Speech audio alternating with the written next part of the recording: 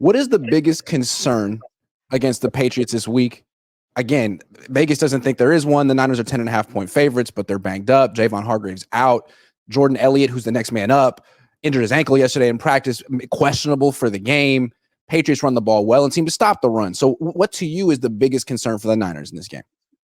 I would say run defense. Because if I'm New England, my number one goal is I want to limit and restrict the number of touches that Brock Purdy gets. I want to reduce the number of offensive series which the Niners can have, because Kyle can't score if he doesn't have the ball. Okay. And secondly, I know that the Niners have a weakness in the run defense. They play that wide nine scheme. I go back and look at Detroit last year, the first half of the playoff game against the Lions. Oh my God. It was like going down to 280 with no traffic. I mean, the ball's just going poured right down the middle. I would challenge the Niners with the run game. I've got two decent running backs for New England. I have joked Jacoby Brissett at quarterback, and I'm like, okay, make him a game manager, and I would like to run the ball. I'd like to be at the line of scrimmage using the 40-second play clock. Feed the play to Brissett at the line until 15 seconds goes, and then make that defense for the Niners stand out there, and I'm going to run the ball on them and wear them down. You were talking about that earlier in the show. Use tempo, run the ball, but don't let Chris Kasarik and Nick Sorensen rotate D linemen, because they're already thin there. It's what they like to do, and you can wear them out. Correct. I want to win the game in the trenches against the Niners. Okay. I don't have great wide. If I'm New England, no disrespect, I can't tell you one of their wide receivers' names. I can't even tell you who the tight end is. You know what I mean? They're unknowns. And I've got, an average guy at quarterback, so I'm not going to be able to wow the Niners with the pass offense. But I can wear them down and run the ball and make it physical on their front four, where the Niners are, as you mentioned, are weak in depth, and some guys are hobbled and still having to play. And you know what? If you make the game physical and you can wear them down, you can let them know you're in for a long afternoon. How much do you really want to play this game? So this is an interesting test for the 49ers, because it seems like they're not really going to be stressed much in the passing game or the play action game. The quarterback isn't going to throw for a lot of yards. So it's like, stop the run. You got two good running backs. You don't really have to worry about, it's a one-dimensional offense. Stop the run. Can you do that? If they can't do that, this team has huge problems. Well, here's the thing too, from Sorensen's mindset, what is my 8-in-the-box defense going to look like this week?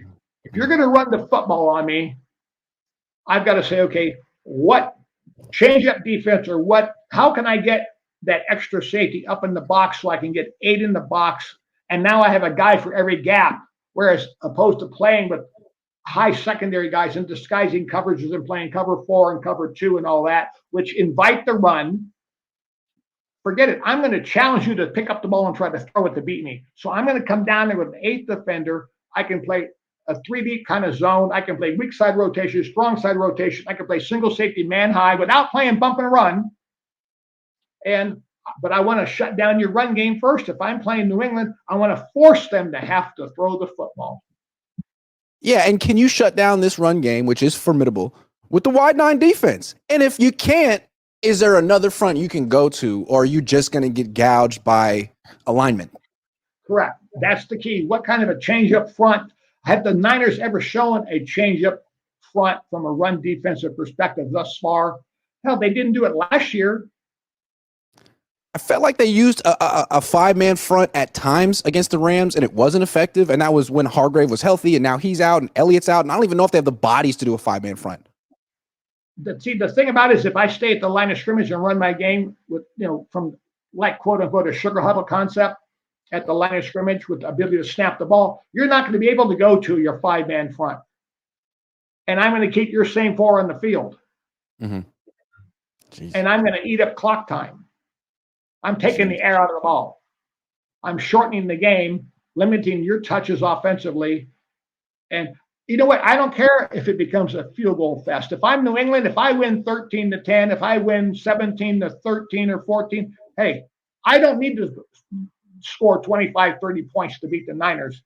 I need to keep the Niners offense on the bench and turn it into a defensive, trench warfare where, hey, I don't care if it's a field goal fest. Yeah. What about on offense? I mean, you mentioned earlier that this could be a play action passing game for the 49ers. That the Patriots have a good run defense, but their pass rush, their coverage, not as formidable. Correct. Okay. And that's where my play action pass comes in. I would be very remiss to drop back on first down and just throw the ball from the pocket with Brock, because my run game offers me a tremendous advantage for my play action passing game. Because I can make it so I can run some fire passes where my line comes out aggressively, then snaps back and sets up, and your linebackers are stepping up. You may have a safety biting, so now I have chances to work the ball in behind at the second level of the defense. And so to me, run and play action pass are number 1 and 2, and probably number 3 with a repeat in there on first down for the Niners. I see. So as long as the Niners can show that they can stop the run, they should be able to win this game, because they can move the ball through the air while we don't know one wide receiver's name on New England. Not maybe Demario Douglas. I don't know. I don't know. I'm glad you had to make that decision, not I.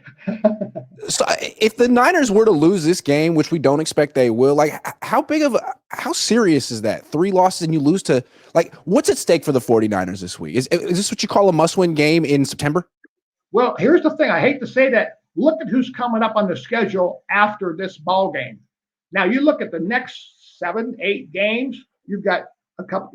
Now think of it, not only the West, but you've got, I think, you get Green Bay coming up somewhere down the road. You got Seattle. You got Arizona. You got, I think there's a team called Kansas City. Are they coming up? I'll read it off. I'll read off the next 7 games. Here, we got Arizona at home next week, then Seattle on the road Thursday Night Football, then come back Kansas City, Dallas at home, bye week at Tampa, home against Seattle, at Green Bay, at Buffalo.